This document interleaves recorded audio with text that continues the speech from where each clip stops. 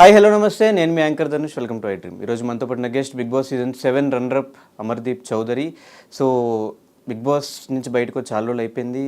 చాలా రోజుల తర్వాత ఈరోజు మన ముందుకు వచ్చారు కాబట్టి తెలుసుకోవాల్సిన విషయాలు చాలా ఉన్నాయి. తెలిసిన ప్రయత్నం అయితే చేద్దాం. Hi bro. Hi. How you?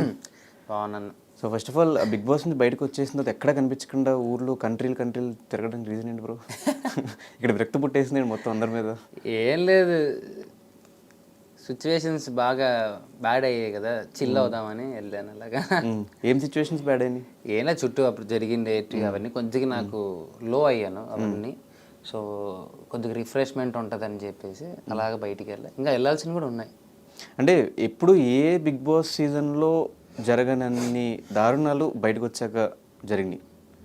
అక్కడే మీ కారు పగలగొట్టడం కానీ ఇదంతా చూసినట్టు ఏమనిపించింది? ఈ చెప్తున్నా కదా, అంటే ఆ కార్లు అలా పగలగొట్టడం అలా చేయడం, నిజంగా ఆ టైంలో దిగింటే నేను కూడా పగలగొట్టేవాడిని.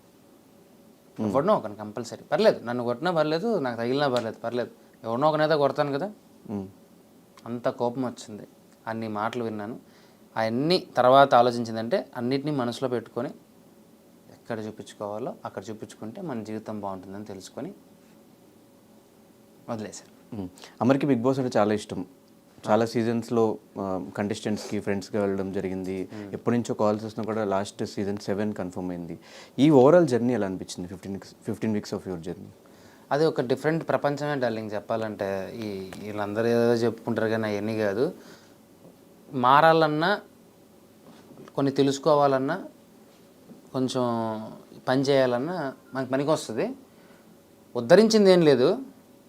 నేను కొన్నిటిని ఏది ఎలా చూడాలి, ఎలా ఆలోచించాలి అనేది బాగా నేర్చుకున్నాను.